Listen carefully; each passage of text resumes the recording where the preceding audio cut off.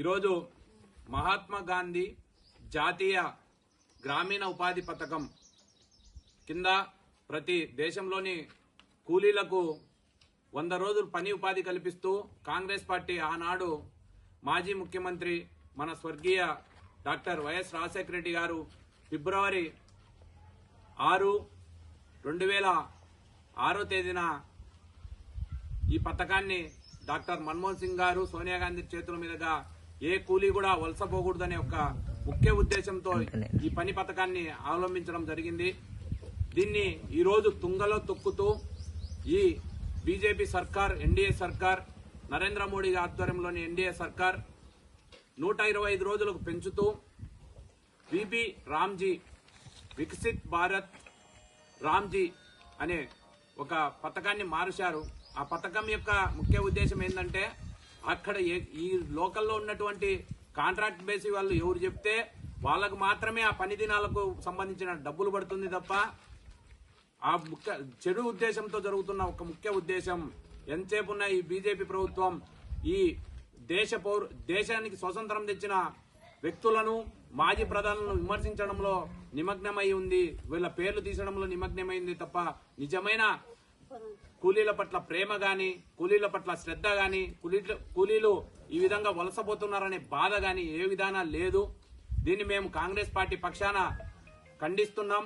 అదేవిధంగా శర్మిలారెడ్డి ఆదేశాల మేరకు తులసిరెడ్డి గారి ఆలోచనలతో ఈరోజు లింగాల మండల అధ్యక్షుడు శంకర్రెడ్డి ఆధ్వర్యంలో చిన్నకుడాలలో ప్రోగ్రాం చేపట్టడం జరుగుతుంది. ప్రతి ఒక్క కార్మికునికి, ప్రతి ఒక్క కూలీ యొక్క హక్కు ఇది.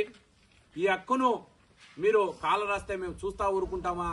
మేము గాని మా కూలీలు గాని ఎట్లా ఏ విధంగా కనిపిస్తున్నాం మీరు మా హక్కును మీరు త్యజిస్తుంటే మేము చూస్తా ఊరుకుంటామా?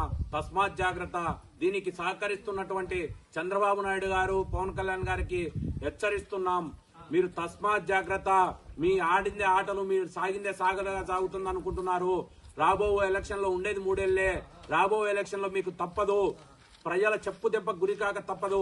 అదే విధంగా నోరు మెదపలేని జగన్మోహన్ రెడ్డి గారు, ఈ కాన్స్టిట్యున్సీ ఇన్ఛార్జ్, ఈ కాన్స్టిట్యున్సీ ఎమ్మెల్యే గారు జగన్మోహన్ రెడ్డి గారు తస్మాత్ జాగ్రత్త. మీ ఉనికిని కోల్పోయే ప్రమాదంలో పడ్డారు.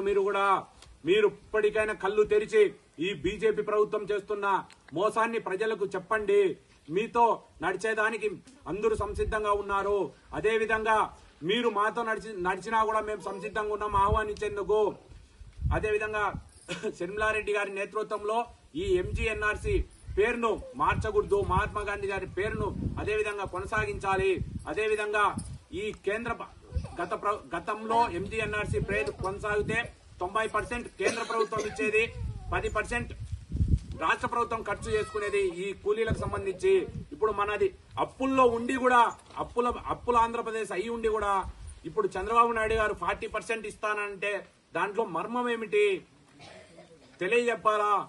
దేశ ప్రజలకు నిర్మోహమాటంగా నరేంద్ర మోడీ గారు చర్మాపతి చెప్పాలా?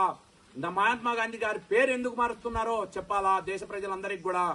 అదే విధంగా రామ్జీ, ఆయన రాంప్రసాద్ గురుమూర్తి గారి పేరు ఎందుకు మీరు ఈ విధంగా నాశనం చేస్తున్నారో తెలియజెప్పాలా?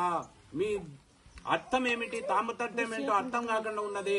దయచేసి ప్రజలను ఇబ్బంది పెట్టకండి. దేశంలోని కూలీలను వలసపోనీయకండి.